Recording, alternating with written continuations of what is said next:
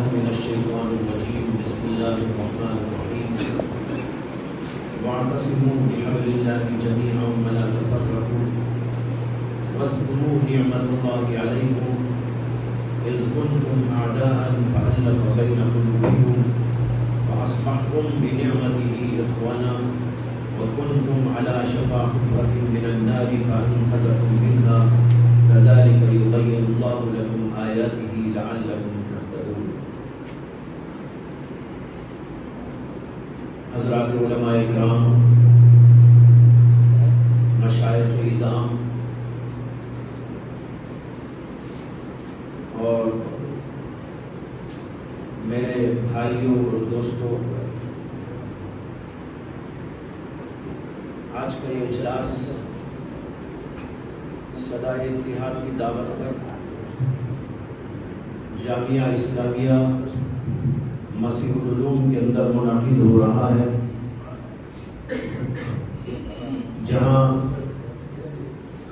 مختلف مکاتب فکر کے ذمہ دار علماء اور مشائخ اور دانشوران اور اس کے ساتھ ساتھ متعدد حضرات علماء کرام کا ایک بہترین مجمع، منتخب مجمع جمع ہے۔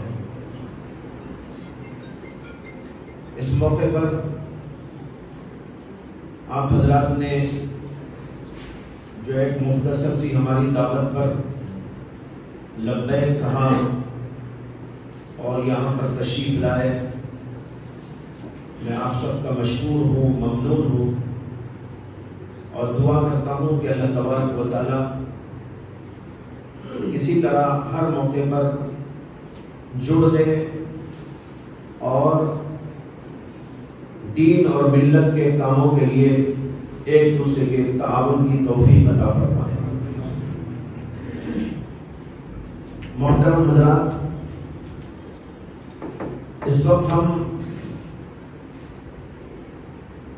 پوری دنیا میں عموماً اور بالخصوص ہندوستان کے اندر جن حالات سے دوچار ہیں، جن مسائل میں گھرے ہوئے،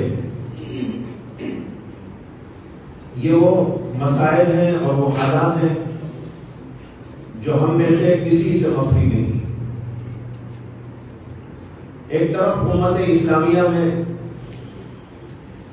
دین کے حوالے سے کمزوریاں ہیں، ایمان کے اعتبار سے بہت ضعف اور کمیاں واقع ہو گئی، جس کی وجہ سے امت مسلمہ روز بروز گرتی جا رہی ہے۔ دوسری طرف ہم دیکھتے ہیں تو سیاسی اعتبار سے امت مسلمہ کا حال بہت ہی ناگفتگو ہے، اور پھر تیسری طرف امت مسلمہ کے ساتھ دیگر قوموں کا اور بالخصوص سیاسی لوگوں کا جو رویہ ہے کہ ان کو ڈھکیلا جا رہا ہے، رسوا اور پسوا کرنے کی کوششیں برابر اور مستقل طور پر جاری ہیں، اور اس کے لیے مستقل ایجنڈے تیار کیے گئے۔ بالخصوص ہندوستان کے اندر جو ہمارے ساتھ حالات پیش آ رہے ہیں، یہ وہ حالات ہیں جس میں ہم سب کے سب اچھی طرح واقف ہیں۔ ان حالات میں ہمیں اور آپ کو کیا کرنا چاہیے، دینی اعتبار سے بھی اور دنیاوی اعتبار سے بھی اور سیاسی رخ پر بھی، یہ وہ چیزیں ہیں جس کے اوپر پوری ملت اسلامیہ کو غور کرنے کی اور اس سلسلے میں تدابیر کے سوچنے کی ضرورت ہے۔ اس میں ہم کامیاب اس وقت ہو سکتے ہیں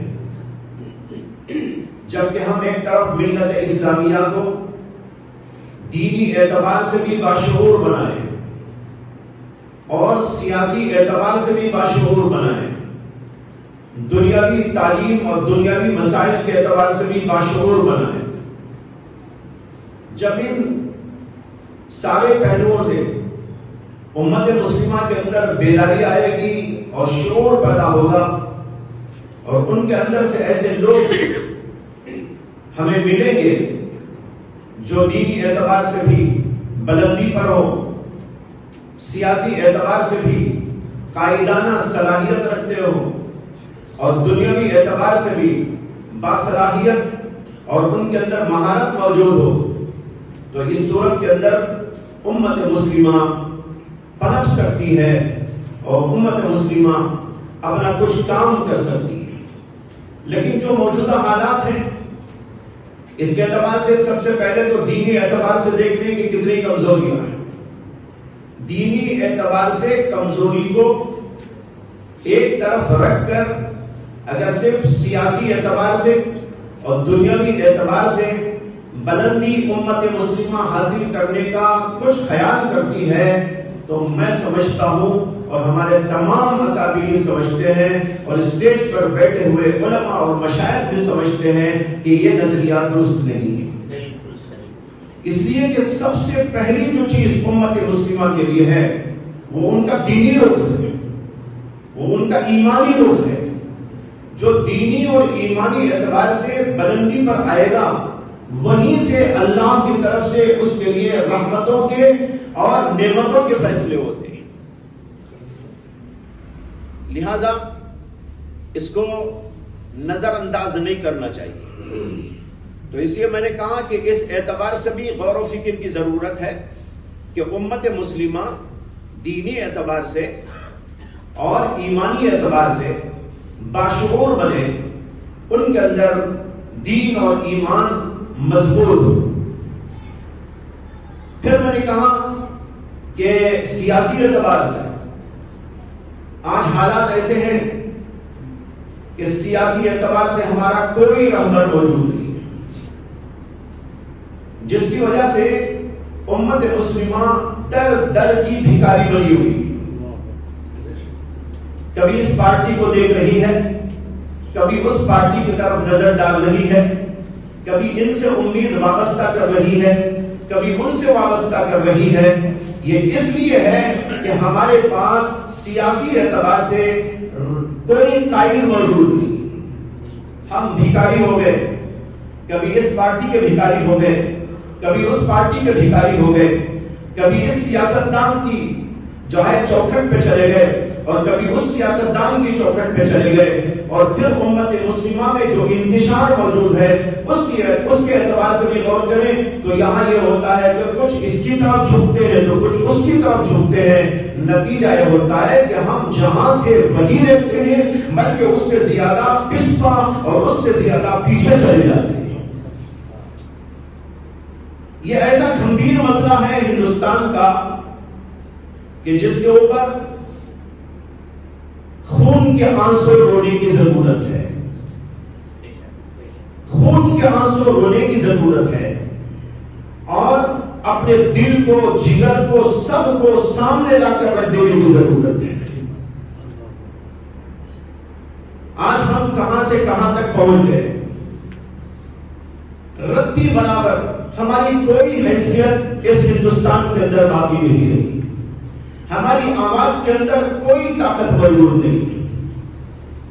وجہ وہی ہے کہ ہمارا کوئی سیاسی پلیٹ فارم نہیں ہے، ہمارا کوئی سیاسی رہبر نہیں ہے، ہمارے لیے کوئی سیاسی قیادت موجود نہیں ہے۔ نتیجہ یہ ہے کہ ہم کو ہر آدمی اپنے مفاد کے لیے استعمال کرتا ہے، ہر پارٹی اپنے مفاد کے لیے استعمال کرتی ہے، اور جب ان کا مفاد پورا ہو جاتا ہے تو وہ ہم کو اس طرح نکال کر پھینک دیتے ہیں جس طریقے پر کہ ہاتھ کے بوجھے کو اٹھا کے پھینک دیا جاتا ہے۔ یہی صورتحال ایک طویل زمانے سے ہندوستان کے اندر چل رہی ہے۔ اس صورت کے اوپر غور کرنے کی ضرورت ہے۔ حالات کو انگیز کرنے کے لیے ہمیں کیا تدبیریں اختیار کرنی چاہیے، اس کے اوپر غور کرنے کی ضرورت ہے، اور اس کی واحد شکل یہی ہو سکتی ہے کہ ہندوستان میں جو موجود ہماری قیادتیں ہیں ان ساری قیادتوں کو ایک پلیٹ فارم پر لانے کی کوشش کی جائے. اس کے لیے انشاءاللہ تفصیلی گفتگو کسی اور موقع پر ہوگی اور اس کے لیے تدبیریں اور حالات کو بنانے کی کوشش ہوگی. لیکن یہاں صرف آپ کے ذہن کے اندر ڈالنا چاہ رہا ہوں کہ اس وقت موجودہ صورتحال امت مسلمہ کی دینی اعتبار سے کیا ہے اور یہ ہم سب جانتے ہیں, اور دوسرے یہ کہ سیاسی اعتبار سے کیا ہے یہ بھی جو ہے ہمارے سامنے آشکارا ہے. اور ایک تیسری بات میں نے عرض کی تھی, وہ تھی دنیاوی اعتبار سے ہمارا مقام اور ہمارا اسٹیٹس, تعلیمی اعتبار سے اور اخلاقی اعتبار سے. اس کے اندر بھی مسلمان بہت پیچھے ہیں اور ہمارے پاس دینی اعتبار سے تعلیم کی کمی کے ساتھ ساتھ دنیاوی اعتبار سے بھی تعلیم کی بہت زیادہ کمی ہے. ابھی یہاں پر باتیں ہوئی, ہمارے جناب سلیم اشرفی صاحب نے اشارہ دیا, اسی طرح جناب عباس بہرا صاحب نے اشارہ دیا. یہ سب اسی طرف اشارہ تھا کہ آج امت مسلمہ اس اعتبار سے بھی بہت زیادہ قائل مذلت میں پڑی ہوئی ہے کہ اس کے پاس علم کی حد درجے کمی. اور یہاں پر بطور بین السطور ایک بات عرض کر دوں, کچھ لوگ ہمیں پڑھے ہوئے بھی ہیں, ماشاءاللہ ڈگری یافتہ بھی ہیں, بہت سارے عہدوں پر منصبوں پر بھی آ گئے ہیں, لیکن حقیقت یہ ہے کہ وہ ہمارے کام کے لیے نہیں. وجہ یہ ہے کہ انہوں نے تعلیم حاصل کی تو صرف اپنے پیٹ کو سامنے رکھ کر حاصل کی. اگر ان کی تعلیم ملت کو سامنے رکھ کر ہوتی, اگر ان کی تعلیم پوری دنیا کے احوال کو سامنے رکھ کر ہوتی تو پھر یہ نتیجہ نہ ہوتا.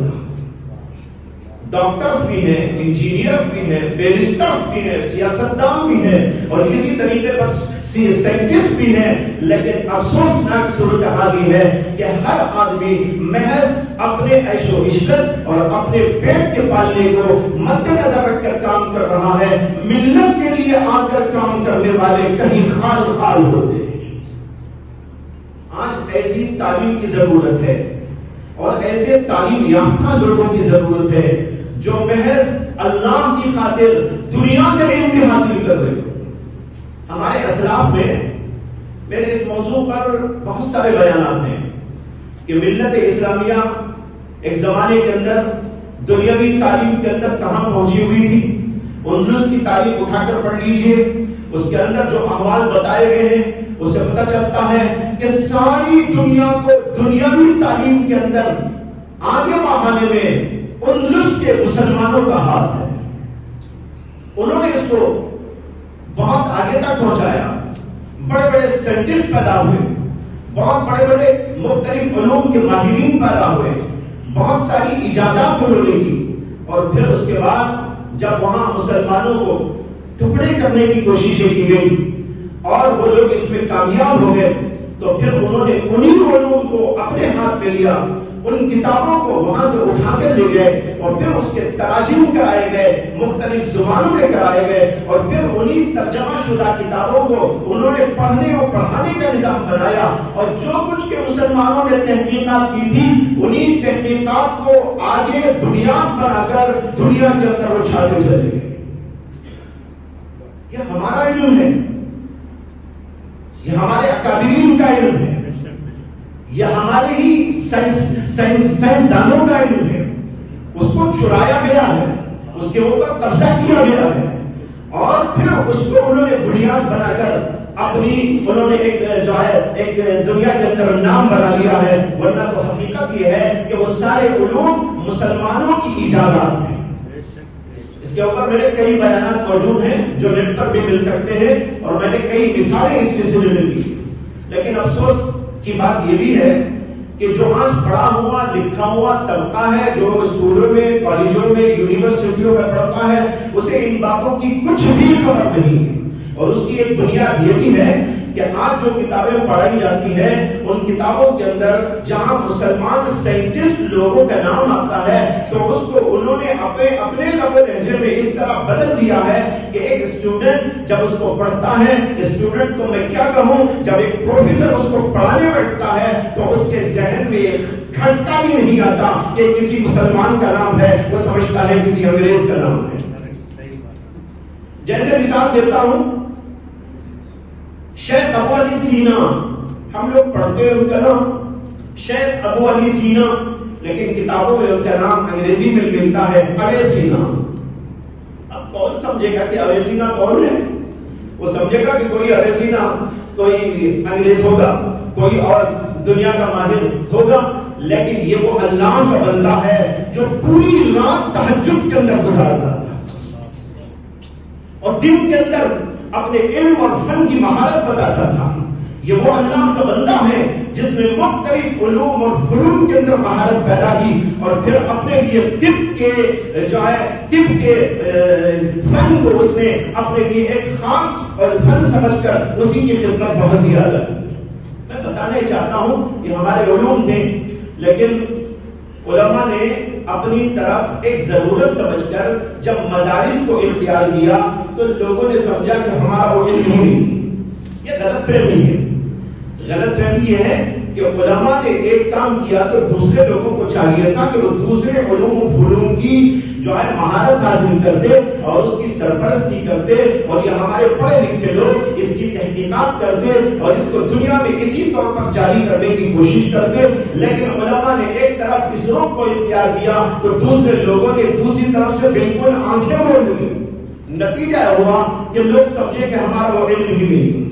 بہرحال بتانے چاہتا ہوں کہ اس میں بھی امت مسلمہ کو آگے بڑھانے اور خاص طور پر اس زمانے میں حضرات علماء کو اسکولز اور کالج کی سرپرستی کرنے کی بڑی ضرورت ہے۔ اور اس عنوان پر میں یہاں بارہا کہتا رہتا ہوں، میرے پاس جو ملنے کے لیے لوگ آتے ہیں تو بعض لوگ آتے ہیں اور کہتے ہیں کہ ہم لوگ ایک مدرسہ کھولنا چاہتے ہیں، تو میں ان کو کہتا ہوں کہ بھائی مدرسوں کی الحمدللہ ضرورت پوری ہو چکی ہے۔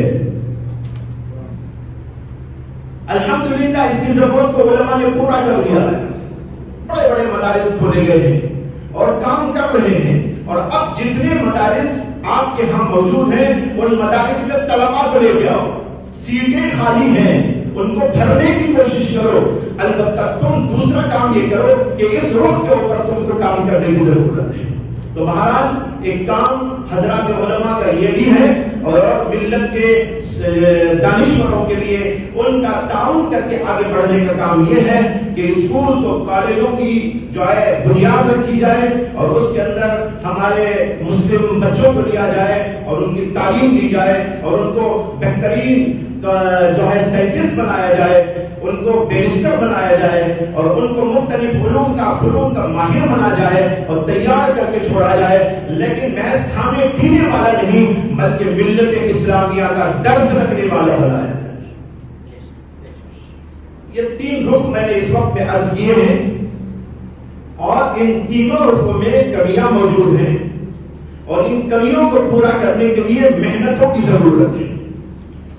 اور اس کے علاوہ میں نے ایک بات عرض کی، اخلاقی پہلو۔ امت مسلمہ کا جو عام طبقہ ہے، عام نوجوان ہیں، ان کے اندر بہت بے راہ روی، اس کو آپ دینی شعبہ ہی قرار دے دیجئے یا الگ کہہ لیجئے، الگ بات ہے، یا آپ کی جو چاہے اصطلاح بنا لیں، لیکن بہرحال یہ مسئلہ یہ ہے کہ امت مسلمہ کے عام نوجوانوں کے اندر بہت ساری بری علتیں، بہت ساری اخلاقی گراوٹ، بہت ساری اخلاقی کمیاں موجود ہیں، جس کی وجہ سے وہ کسی کے قابو میں نہیں ہیں، نہ علماء کے قبضے میں ہیں، نہ دانشوروں کے قبضے میں ہیں، نہ ان کے ماں باپ کے قبضے میں ہیں، بلکہ وہ بالکل آزاد ہیں، اور جب جو چیز جی چاہتا ہے وہ کھڑے ہو جاتے ہیں اور کرنے کے لیے تیار ہو جاتے ہیں۔ اگر ایک نوجوان بھی کوئی غلط حرکت کر دیتا ہے تو اس کا خمیازہ پوری امت کو بھگتنا پڑتا ہے۔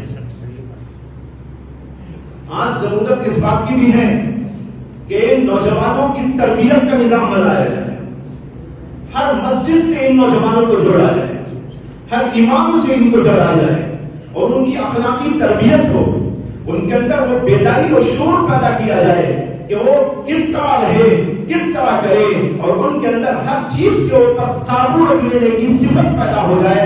یہ اس وقت میں ہو سکتا ہے جب تربیت ان کو دی جائے گی، اور اگر تربیت نہیں دی جاتی تو بالکل آزاد رہتے ہیں اور کسی کے قبضے میں نہیں ہوتے، اور کبھی بھی کوئی بات ہو جائے تو پھر پوری امت مسلمہ کو اس کا خمیازہ بھگتنا پڑتا ہے. تو بھائیوں، یہ مختلف پہلو اشارتاً کنایتاً آپ کے سامنے پیش کیے ہیں، اور اس لیے اشارتاً کنایتاً کہ آپ سب ماشاءاللہ حضرات علماء ہیں، پڑھے لکھے طبقے سے تعلق ہے، اشاروں اور کناروں کی بات الحمدللہ پوری طرح سمجھ سکتے ہیں، سمجھتے ہیں.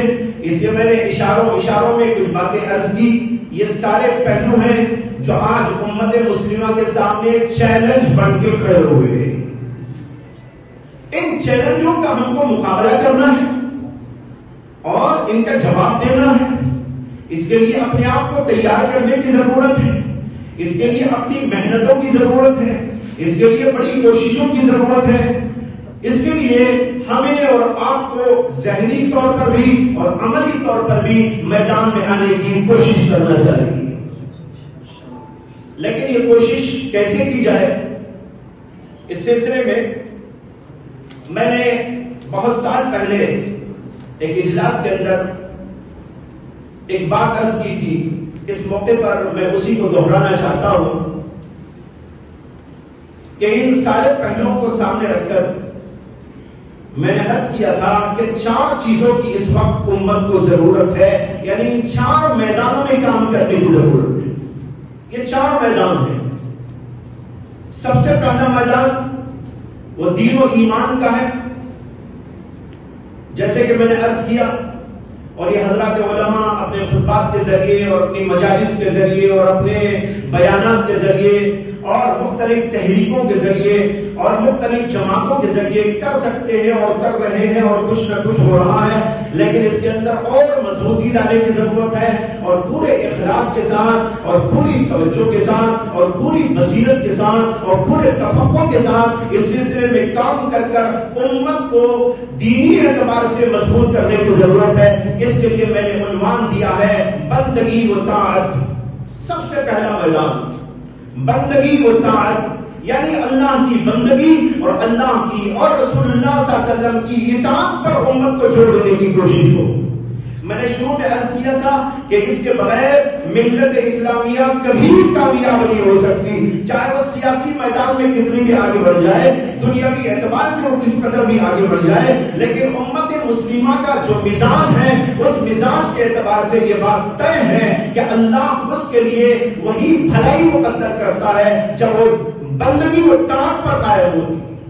اگر بندگی و طاعت نہیں ہے تو پھر وہ دنیاوی اعتبار سے کیسی بھی آگے بڑھ جائے لیکن اس کے لیے کامیابی مقدر نہیں ہے. یہاں پر ایک حضرت اشرف علی تھانوی رحمۃ اللہ علیہ کا ملفوظ عرض کرتا ہوں کہ انہوں نے ارشاد فرمایا کہ بہت سارے لوگ یہ سمجھتے ہیں کہ دنیا کے لوگ ترقی کرنے کے لیے دین کو تو سامنے نہیں رکھے ہوئے ہیں، انہوں نے اپنے دین کو چھوڑ کر دنیا میں ترقی کی ہے، تو مسلمان کیوں ترقی نہیں کر سکتے؟ اس کا جواب حضرت نے دیا. انہوں نے کہا کہ ساری دنیا کے لیے تو دنیا ہی سب کچھ ہے، ساری دنیا کے لیے تو دنیا ہی سب کچھ ہے، یہی ان کی جنت ہے. ان کے لیے تو دنیا میں اللہ تبارک و تعالیٰ دنیا دے دیں گے، لیکن یاد رکھو کہ دین کو چھوڑ کر مسلمان اگر محنت کرتے ہیں تو ان کو کامیابی نہیں مل سکتی. ان کو کامیابی اسی وقت ملے گی جب وہ دین کو تھامیں گے، اور اس کے لیے بڑی کوششوں کی ضرورت ہے. اور آج اس لیے ضرورت اس کی شدید ہو گئی. اس نقطے پر غور کرنے کی ضرورت ہے حالات کے اعتبار سے کہ ہندوتوا تنظیمیں اور RSS کی تنظیمیں اور ان کے ساتھ کچھ اور ان کی ہمنوا تحریکیں اس بات کی کوشش میں لگی ہوئی ہیں کہ ہندوستانی مسلمانوں کو مسلمان رہنے نہ دیا جائے، مسلمانوں کو مسلمان رہنے نہ دیا جائے، بلکہ اس سے بڑھ کر اب ایک بات سامنے آ رہی ہے کہ ایک نئی ایجوکیشن پالیسی تیار کی گئی ہے. اس نئی ایجوکیشن پالیسی میں تعلیمی لحاظ سے تو ترقی کی بہت ساری باتیں بتائی گئی ہیں، اور جو لوگ اس سلسلے میں جانکاری رکھتے ہیں وہ بتا رہے ہیں کہ دنیاوی اعتبار سے، تعلیمی اعتبار سے ترقی کی منزلیں پانے کا اس کے اندر بہترین امکان موجود ہے. لیکن جہاں پر یہ امکان موجود ہے وہیں پر اس نئی پالیسی میں ایسے اصول اور ضوابط کا لحاظ رکھا گیا ہے کہ اس کو پڑھنے والا کوئی بھی شخص ایسا نہ رہے جو ان کے ایجنڈے پر کام کرنے والا نہ ہو. کوئی بھی شخص ایسا نہ رہے جو ان کے ایجنڈے پر کام کرنے والا نہ رہے، بلکہ وہ چاہتے ہیں کہ اس نئی پالیسی کے ذریعے ذہنوں کو بدل دیا جائے، ذہنوں کو مسموم کر دیا جائے، اسلام سے ان کو دور کر دیا جائے، اور ان کے مذہب پر ان کو باقی نہ رکھا جائے، بلکہ ان کے ذہنوں کے اندر وہی زعفرانی رنگ پیدا کر دیا جائے.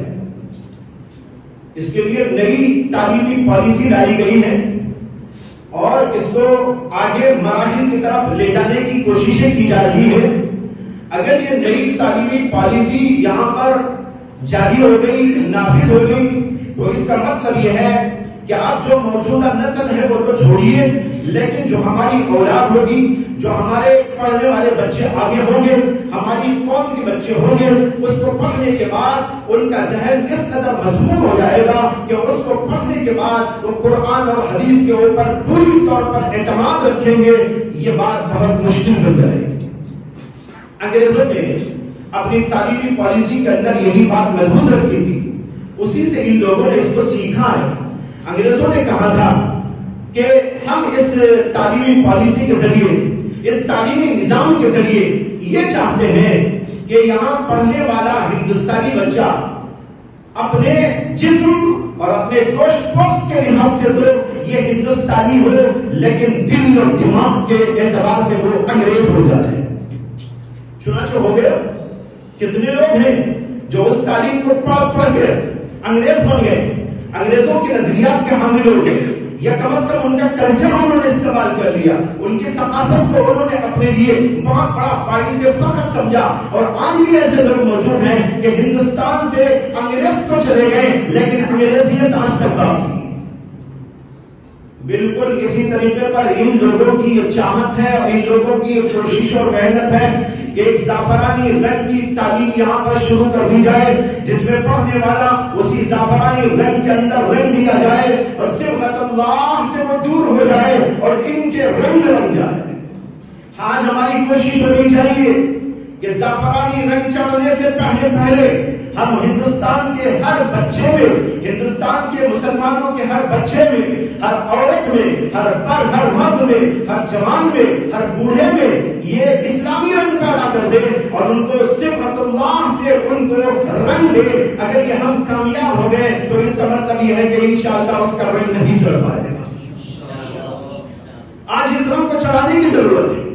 اللہ نے فرمایا صبغت اللہ ومن احسن من اللہ صبغہ، اللہ کے رنگ سے زیادہ بہتر کون سا رنگ ہو سکتا ہے؟ یہ اسلامی رنگ ہے، یہ اللہ کا رنگ ہے، اللہ کی معرفت کا رنگ ہے، اللہ کے نبی کے عشق کا رنگ ہے، اللہ کے نبی کے صحابہ سے عشق کا رنگ ہے.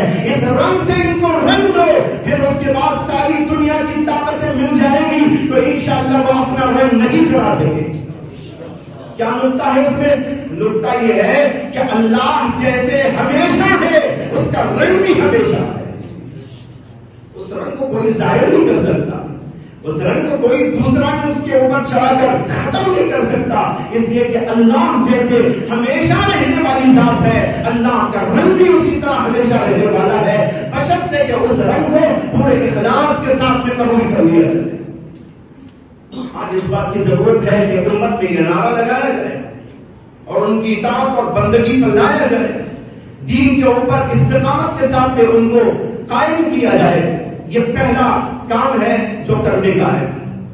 دوسرا کام اطاعت کے بعد وحدت، جس کے لیے آج ہم یہاں جمع ہوئے صدائے اتحاد کے اس پلیٹ فارم سے اور ان کی دعوت پر، اور آپ کے سامنے اس سلسلے میں کچھ باتیں بیان کی گئی. امت کے اندر اتحاد کی ضرورت کیوں ہے اور کیا ہے، ہر آدمی سمجھ سکتا ہے۔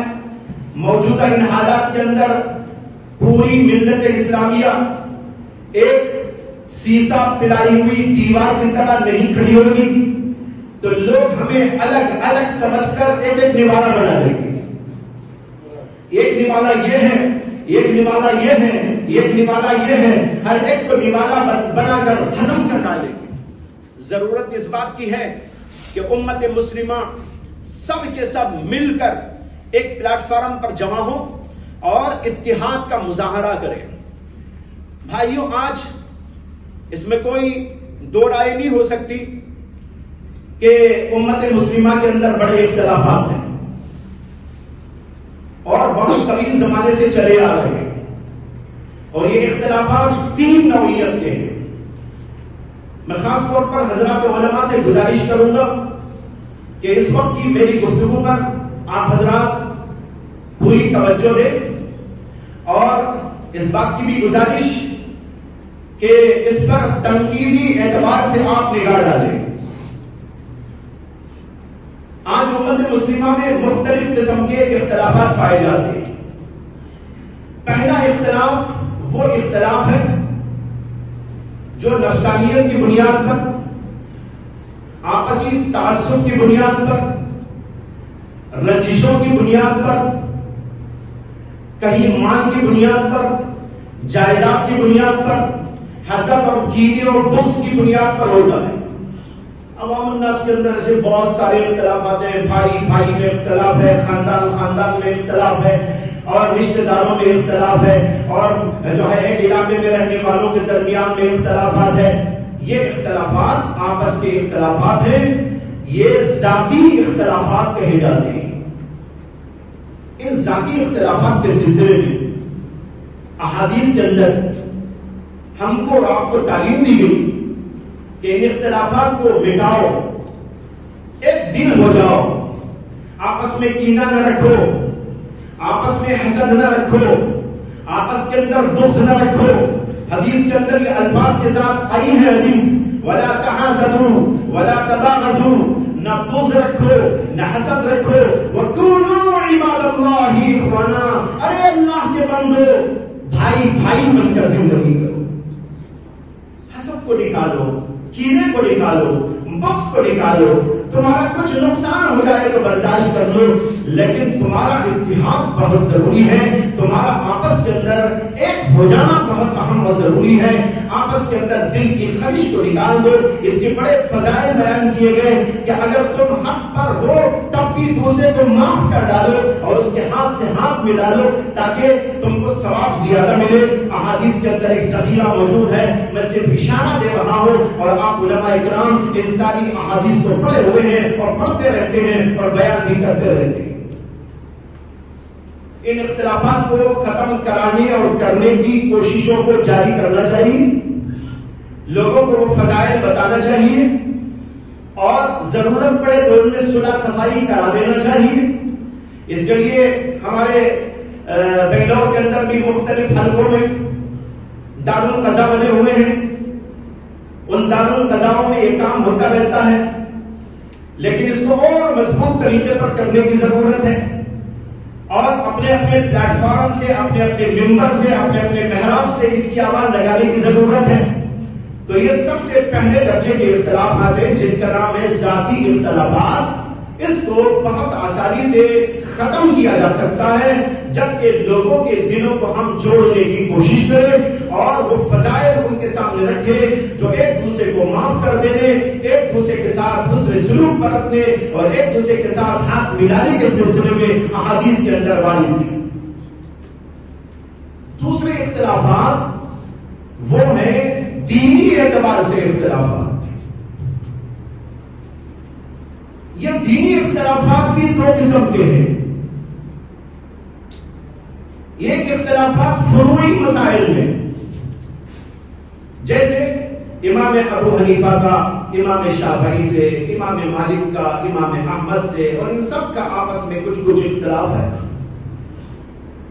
ہاتھ کہاں باندھیں، ہاتھ کہاں تک اٹھائے، امام کے پیچھے سورہ فاتحہ پڑھے کہ نہ پڑھے، یہ چھوٹے چھوٹے مسائل ہیں، اگرچہ ان کے اوپر اپنی جگہ جب بحث ہوتی ہے تو ہر آدمی اپنی بحث کے اعتبار سے کوشش کرتا ہے کہ وہ اس کے دلائل کو مضبوط طور پر بیان کرے، لیکن اس میں کسی کی توہین، کسی کی تذلیل اور کسی کی تحقیر یہ ہرگز جائز نہیں ہے، بلکہ ان اختلافات کو یہ کہا گیا کہ سب اپنی جگہ پر حق ہے، سب دلائل کی بنیاد پر ہے، اور اس لیے ایک دوسرے کی تنقیص اور توہین کا کوئی سوال نہیں پیدا ہوتا۔ ایک دفعہ حضرت مولانا رشید احمد گنگوہی جو حنفی تھے، انہوں نے ایک حدیث بیان کی اور حدیث کی تشریح، اور یہ حدیث وہ حدیث تھی جس سے سیدنا امام شافعی رحمۃ اللہ علیہ اپنے ایک مسلک پر استدلال کرتے ہیں، یعنی ان کا مستدل تھی وہ حدیث۔ اس حدیث کی تشریح حضرت مولانا رشید احمد گنگوہی نے اس انداز سے کی کہ وہ پوری طرح یوں معلوم ہو رہی تھی کہ یہ تو حنفی مسلک کی تائید میں حدیث ہے۔ تشریح کا انداز انہوں نے ایسا اختیار کیا کہ جب اس کی تشریح کی تو طلبہ جو بیٹھے ہوئے تھے دور حدیث پڑھنے والے طلبہ، وہ سب کے سب کہنے لگے کہ حضرت یہ تشریح تو ایسی ہے حدیث کی کہ آج امام شافعی بھی اس کو سنتے تو وہ بھی آپ کے اوپر یقین کر لیتے۔ یہ سننا تھا کہ حضرت مولانا رشید احمد گنگوہی کا چہرہ متغیر ہو گیا، وہ غصے میں آ گئے اور اس کو ڈھانڈا اور کہا کہ تم امام شافعی کا نام لیتے ہو میرے سامنے اور یہ سمجھتے ہو کہ جو ہے وہ میرے سامنے جھک جائیں گے، میں اسی تشریح کر رہا ہوں، اگر یہاں امام شافعی ہوتے تو یہ حقیر یہاں کہاں بیٹھا ہوتا، وہ تو ان کی جھوٹیوں میں بیٹھا ہوا ہوتا۔ یہ تھا ادب، احترام، اپنی اپنی تشریحات ہیں، اپنا اپنا مسلک ہے، وہ الگ بات، لیکن ایک دوسرے کی توہین اور تنقیص کو برداشت نہیں کیا گیا، اور اس لیے تمام کے تمام اکابرین اس بات پر متفق ہیں کہ یہ سب مسلک اپنی جگہ پر حق ہے، ان میں ایک دوسرے کے احترام کے ساتھ، بلکہ کبھی ضرورت پڑے تو دوسرے کا مسلک لے بھی لیا جاتا ہے۔ دیکھیے مفقود الخبر کا جو مسئلہ ہے اس کے اندر آج پوری دنیا کے علماء حنفی امام مالک کا مسلک لیتے ہیں، اسی میں فیصلے ہوتے ہیں، آپ کے بنگلور میں فیصلے ہوتے ہیں، دارالعلوم دیوبند میں فیصلے ہوتے ہیں، اور اسی طرح جو ہے پٹنہ میں فیصلے ہوتے ہیں، جہاں بھی فیصلے ہوتے ہیں مفقود الخبر کے بارے میں وہ فیصلے امام مالک کے نقطہ نظر کے مطابق ہوتے ہیں، امام ابو حنیفہ کے مسلک کو یہاں چھوڑ دیا گیا۔ یہ دوسرے قسم کا اختلاف تھا جو دینی اعتبار سے۔ ایک تیسرا اختلاف ہے، وہ تیسرا اختلاف ہے نظریاتی اختلاف، جیسے کہ مختلف طبقات میں، مختلف جو ہے مکاتب فکر میں پیدا ہو، سنیوں کا، شیعہ کا، دیوبندی کا، بریلوی کا، اس طرح کے جو اختلافات پیدا ہوئے، ان اختلافات کے اندر نظریات کا اختلاف ہے۔ نظریات کے اختلاف کے سلسلے میں یہ بات سمجھ لینا ہے کہ ظاہر بات ہے، میں مثال کے طور پر نظریہ رکھتا ہوں دیوبندی، تو میں دیوبندی نظریہ رکھنے والا دوسرا مسلک اختیار کر لوں، یہ نہیں ہوتا۔ جو مثال کے طور پر شیعہ مسلک والے ہیں، ایسا اتحاد کے لیے نہیں ہوتا کہ وہ اپنا مسلک چھوڑ دیں اور میرے مسلک میں یا کسی اور کے مسلک میں آ جائے۔ اتحاد کا یہ معنی نہیں ہے۔ یہاں اتحاد کا مطلب یہ ہے کہ اپنے اپنے نظریات پر برقرار رہتے ہوئے اپنے نظریے کو جو وہ سمجھتے ہیں فیما بینہ و بین اللہ ان کا معاملہ ہے، لیکن اس کے باوجود ہم ملت کی خاطر، سماج کی خاطر، انسانیت کی خاطر ایک پلیٹ فارم پر جمع ہو کر کام کرے، یہ اس کا مطلب ہوتا ہے۔ یہ مطلب ہرگز نہیں ہوتا کہ دیوبندی بریلوی ہو جائے گا، بریلوی دیوبندی ہو جائے گا، شیعہ سنی میں تبدیل ہو جائے گا۔ ظاہر بات ہے یہاں دو شکلیں ہو سکتی ہیں۔ ایک شکل تو یہ ہے کہ سارے لوگ اپنا اپنا مسلک چھوڑ دیں اتحاد کے لیے، ہو سکتا بھائی؟ پوچھئے یہاں کافی بیٹھے ہوئے، ہو سکتا ہے؟ نہیں ہو سکتا۔ نہ میں اپنا مسلک چھوڑوں نہ وہ اپنا مسلک چھوڑے۔ اس لیے یہ تو نہیں ہو سکتا کہ سب اپنا مسلک چھوڑ دیں اتحاد کی خاطر، نہیں، اپنی جگہ پر رہیں گے۔ دوسری شکل یہ ہو سکتی ہے کہ جو ہے ہم سب مل کر کسی ایک مسلک کو مان لیں کہ بھئی ہم سب جو ہے اب اپنا اپنا مسلک چھوڑ کر فلاں کے مسلک کو مان لیں، یہ بھی ناممکن ہے، عملی طور پر نہیں ہو سکتا. لیکن اس کے باوجود ملت کی خاطر، سماج کی خاطر، انسانیت کی خدمت کی خاطر ہم سب ایک ہو کر ایک سیسا پلائی دیوار کی طرح کھڑے ہو سکتے ہیں اور ساری دنیا کو بتا سکتے ہیں کہ ہم لا الہ الا اللہ محمد الرسول اللہ کا کلمہ پڑھنے والے لوگ ہیں. یہ اتحاد ہے، اس میں عملی اتحاد ہے، نظریاتی اتحاد نہیں ہے. نظریات اپنی اپنی جگہ پر ہیں، لیکن نظریاتی اختلاف کے باوجود عملی اعتبار سے ایک میدان میں ہم آ سکتے ہیں، ایک پلیٹ فارم پر جمع ہو سکتے ہیں اور پوری ملت و سماج کے لیے خدمت انجام دے سکتے ہیں. یہ ہمارے ذہنوں کے اندر ہونا چاہیے. بہت سارے لوگ جب اتحاد کا نام سنتے ہیں تو ان کے ذہنوں میں کچھ غلط فہمیاں ہو جاتی ہیں کہ بھائی شاید مولانا جو ہے وہ ہو گئے ہیں، وہ ہو گئے ہیں. نہیں، وہ وہی ہے، وہ وہی ہے. نہ وہ ہوئے نہ وہ ہوئے. سمجھ میں آیا نا؟ لیکن اس کے باوجود ایک ہے. کیوں ایک ہے؟ لا الہ الا اللہ محمد رسول اللہ. اس لیے کسی کو اس سلسلے میں غلط فہمی نہیں ہونی چاہیے، کوئی خلطمت نہیں ہونا چاہیے، کوئی گڑبڑ نہیں ہونا چاہیے. اب میں ایک مثال آپ کو دیتا ہوں. ابھی حضرت مولانا انور صاحب رشادی زینہ مشتوم نے مثال دی آپ کے سامنے. حضرت مولانا قاسم نانوتوی رحمۃ اللہ علیہ کہ دیکھیے کیسا اتفاق اور کیسا اتحاد. ٹھیک ہے، برا بولنے والے بولے، لیکن بھائی ہم تو ان کے پیچھے نماز پڑھتے ہیں، چلے گئے نماز پڑھنے کے لیے. دوسری مثال یہ ہے کہ اتحاد کے لیے اور ملت کو ایک کرنے کے لیے کس طریقے پر ایک دوسرے کے ساتھ عملی طور پر میدان میں آتے تھے. ہمارے اکابرین میں سے حضرت مولانا قاری محمد طیب صاحب رحمۃ اللہ علیہ، سابق محتمم دارالعلوم دیوبند، جنہوں نے قریب 50 سال دارالعلوم دیوبند کے اہتمام پر فائز رہ کر خدمت انجام دی. بڑی اونچی علمی شخصیت، بزرگی کے اعتبار سے ان کا کوئی جواب نہیں، مختلف علوم کے فنون کے ماہر، اور دوسری خدمات کے اعتبار سے ان کی خدمات روشن اور آشکارا. جب انہوں نے مسلم پرسنل لا قائم کیا تھا حضرت مولانا منت اللہ رحمانی رحمہ اللہ کے ایما پر، تو اس وقت میں سب کو جوڑنے کی انہوں نے کوشش کی تھی. اور آج تک وہ پلیٹ فارم موجود ہے جس کے اندر مختلف طبقات کے اور مختلف مکاتب فکر کے علماء اور مشائخ موجود ہیں. اس کے اندر شیعہ بھی موجود ہے، اس کے اندر اہل سنت بھی موجود ہے، اس کے اندر دیوبندی بھی موجود ہے، اور اس کے اندر بریلوی بھی موجود ہے، اور اس کے اندر تبلیغی بھی موجود ہے، اور اس کے اندر جماعت اسلامی کے لوگ بھی موجود ہیں. بہرحال سب کا ایک مشترک پلیٹ فارم جو بنا ہے، یہ بننے سے پہلے کی صورتحال بتا رہا ہوں کہ حضرت مولانا قاری طیب صاحب رحمۃ اللہ علیہ ایک عالم کے پاس جاتے رہے اور انہوں نے سب سے گزارش کی کہ آج ہم کو رسوا اور پسپا کرنے کی کوششیں کی جا رہی ہے اور ہمارے دین کو مٹانے کی کوشش ہو رہی ہے، اور اس لیے ہمیں ضرورت ہے اس بات کی کہ ہم ایک پلیٹ فارم پر آ جائے. آپ اپنی جگہ جو کچھ ہے وہ ہے، میں اپنی جگہ جو کچھ ہوں وہ ہوں. اس لیے اپنی جگہ رہتے ہوئے، اپنے نظریات پر برقرار رہتے ہوئے ہم سب کو ایک ملت بن کر کام کرنے کی ضرورت ہے. اسی سلسلے میں حضرت نے ایک بریلوی مکتب فکر کے عالم کی خدمت میں جا کر اپنا امامہ ان کے سروں میں ڈال دیا اور کہا کہ صرف اور صرف امت کے اتحاد کی بھیک لے کے آیا ہوں، امت کے اتحاد کی بھیک کا سوال لے کے آیا ہوں، اس کی خاطر آپ اس سے جڑ جائیے. یہ تھا ہمارے اکابرین کا طریقہ کار.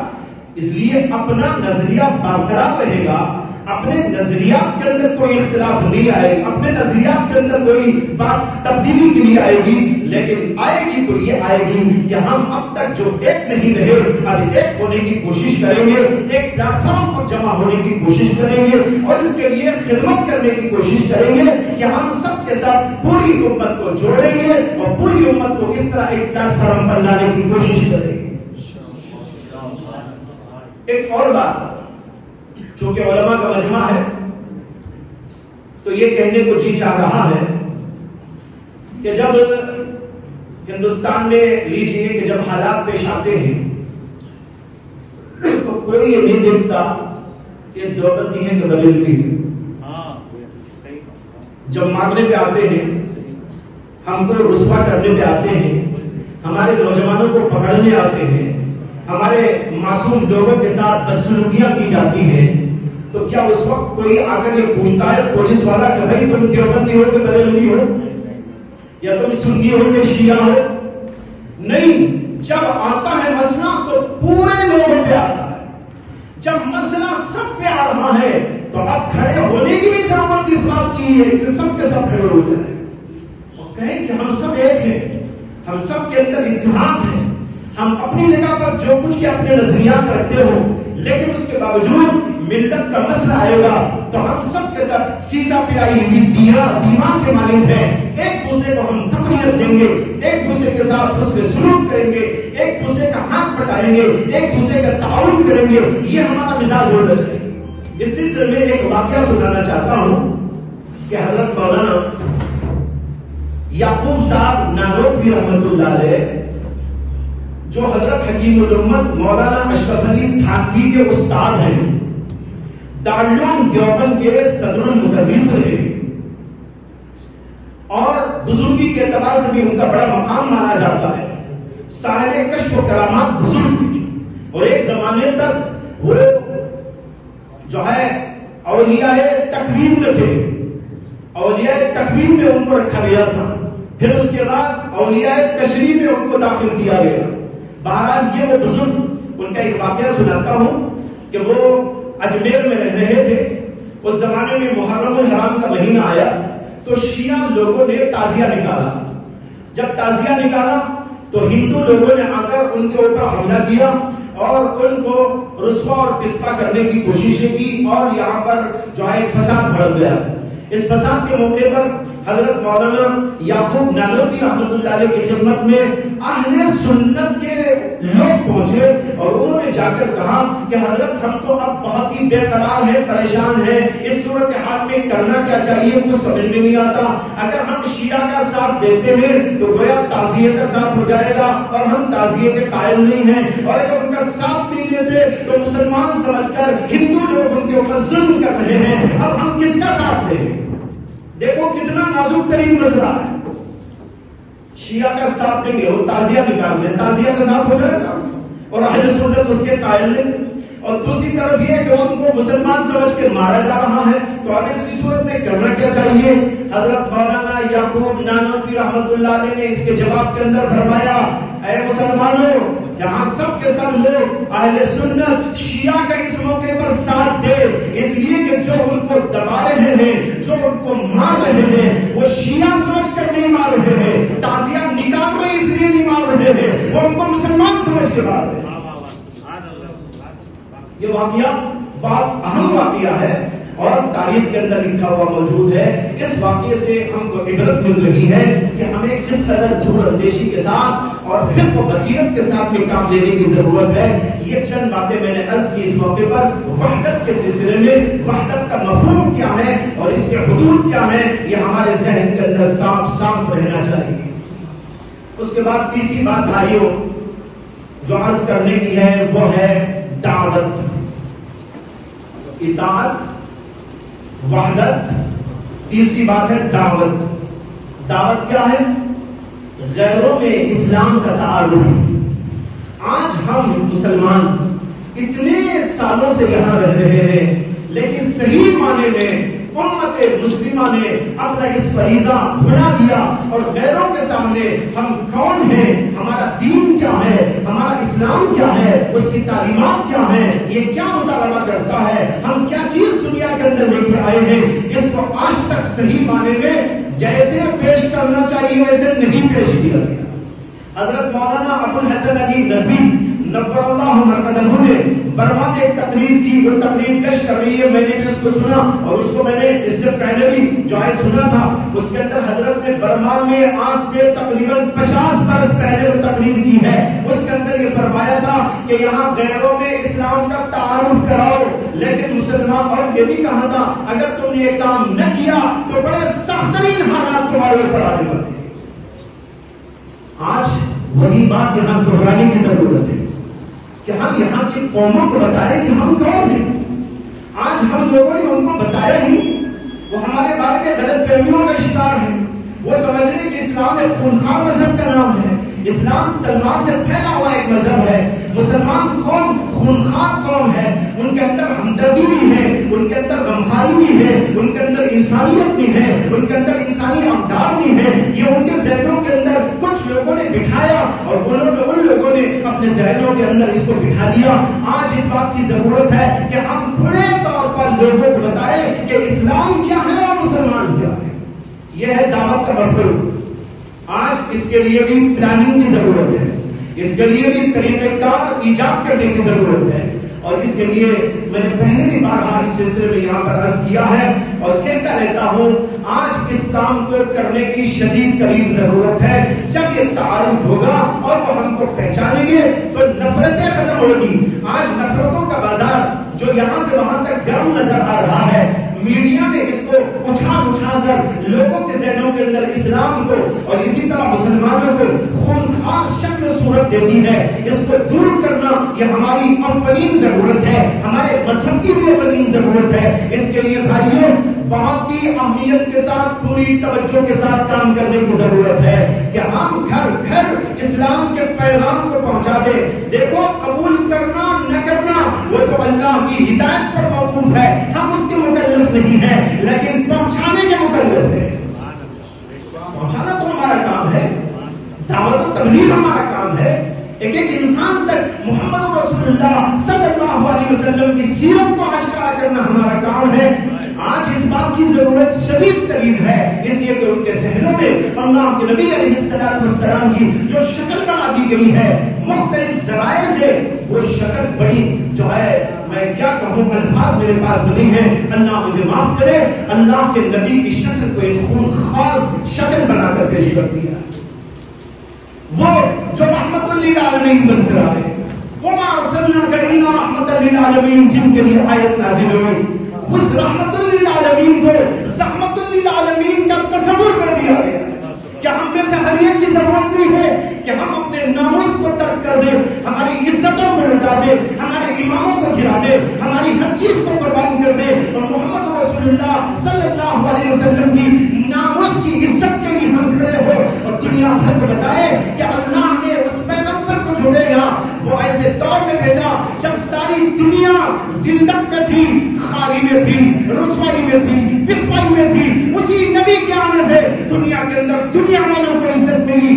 آج اس دنیا کو عزت دینے والے کو تم رسوا کر رہے ہو اور دنیا کے ذہنوں کے اندر یہ بٹھا رہے ہو. ہم اس کا پیغام تم کو سنانے کے لیے آ رہے ہیں. آج اس بات کی بڑی شدید ضرورت ہے. یہ ہوئی تیسری بات. چوتھی بات ہے خدمت، اطاعت، وحدت، دعوت. اور چوتھی بات ہے خدمت خلق. اس ادارے کے مقاصد میں بھی وہ داخل ہیں کہ ہر چیز سے بلند ہو کر انسانیت کی خدمت کرے، بنا تفریق مذہب و ملت ہر ایک کی خدمت کرنے کو اپنا منشور بنائے، اپنا دستور بنائے اور اس کے لیے تحریکیں چلائے اور گھر گھر ان لوگوں کو جا کر ہم لوگ ان کی خدمت انجام دیں جہاں کوئی ضرورت مند ہے، جہاں کوئی اپاہج ہے، جہاں کوئی بیوہ ہے، جہاں کوئی مسکین ہے. اس کے لیے بھی کوششیں ہونی چاہیے. اور میں نے ایک اور موقع پر بھی عرض کیا تھا، آج جو ہمارے اندر تحریکیں چلتی ہیں ان تحریکوں میں زیادہ تر یہ ہوتا ہے کہ وہ تحریکیں اپنے تک محدود رہتی ہیں. مدارس بھی ماشاءاللہ بہت سارے لوگوں کو کھلاتے پلاتے ہیں، یہ عظیم کارنامہ ہے مدارس کا. یعنی تعلیم نہ بھی ہوتی تب بھی جو یہ ادارے قائم کر کے کھانا کھلا رہے ہیں، کیا کم خدمت تھی بھائیوں. لوگ پوچھتے مدرسے والے کیا کر رہے ہیں؟ ارے مدرسے والے تو سب سے پہلے کھانا کھلا رہے ہیں، اس کے بعد تعلیم دے رہے ہیں. ان بچوں کو جو غریب ہیں، جن کے گھروں کے اندر کھانا نہیں پکتا، الحمدللہ مدارس کے اندر ان کو بہترین کھانا دیا جاتا ہے، بہترین تعلیم دی جاتی ہے. ان کے لیے اعزاز کیا جاتا ہے اور ان کو بلندیوں پہ لایا جاتا ہے. جن کو لوگ سڑاتے ہیں مدرسے ان کو اٹھاتے ہیں، جن کو لوگ گراتے ہیں مدرسے ان کو چڑھاتے ہیں. یہ مدرسوں کا کام ہے. لیکن یہ چیزیں ہماری ذات تک محدود ہے. یہ میں کہنا چاہتا ہوں مدرسے بہت بڑی خدمت کر رہے ہیں اور ادارے بھی ہیں اور ہماری جو ہے تحریکیں بھی کام کرتی ہیں، لیکن زیادہ تر ان سب کا مد نظر ہمارے اپنے لوگ ہوتے ہیں. لیکن اب ضرورت اس بات کی ہے کہ بنا تفریق مذہب و ملت ہر ایک کی خدمت کرنے کے لیے اونچے ذہن کے ساتھ میں ہم کام کریں.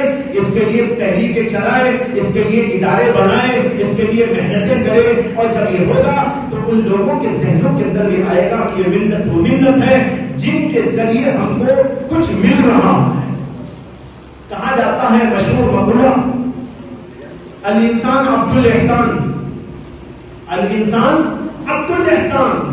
ہمیں خدمت کرنا چاہیے، ان کو بتانا چاہیے، اپنا جو ہے کیریکٹر ان کے سامنے رکھنا چاہیے.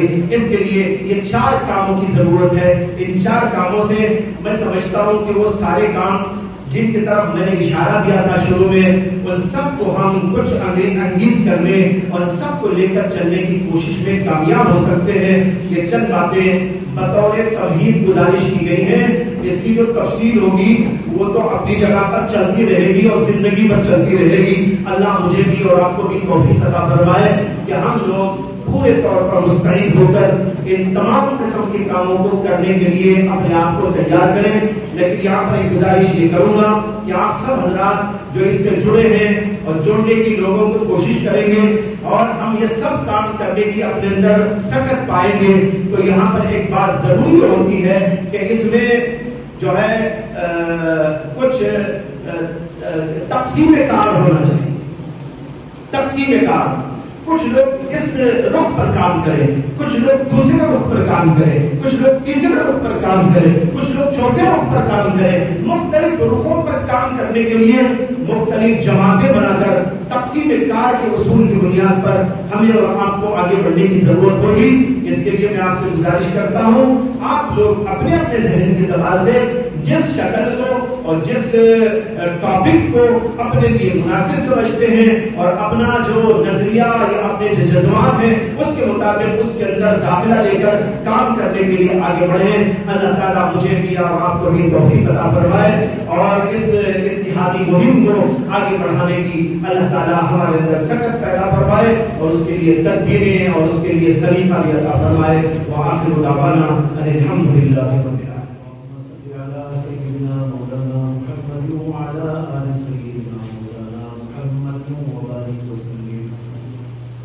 اللهم لك الحمد كله ولك الشكر كله ولك الملك كله ولك الخلق كله بيدك الامر كله واليك يرجع الامر كله.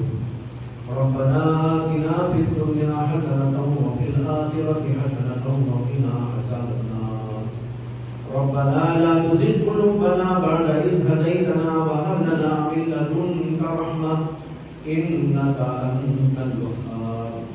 ربنا لا تجعلنا فتنة للقوم الظالمين ونجنا برحمتك من القوم الكافرين. ربنا لا تؤاخذنا إن نسينا أو أخطأنا. ربنا ولا تحمل علينا إصرا كما حملته على الذين من قبلنا. ربنا ولا تحملنا ما لا طاقة لنا به واعف عنا واغفر لنا وارحمنا أنت مولانا فانصرنا على القوم الكافرين. اے اللہ ہمارے گناہوں کو معاف فرما، ہماری خطاؤں کو درگزر فرما. اے اللہ ہم نے ہر محاذ پر اے اللہ کوتاہیاں کی ہیں. اے اللہ ہر موقع پر ہم سے خطائیں سرزد ہوتی رہی ہیں. اے اللہ ہم سب کے ذاتی گناہوں کو بھی معاف فرما، ملی گناہوں کو بھی معاف فرما. اے اللہ اجتماعی گناہوں کو بھی معاف فرما، انفرادی گناہوں کو بھی معاف فرما.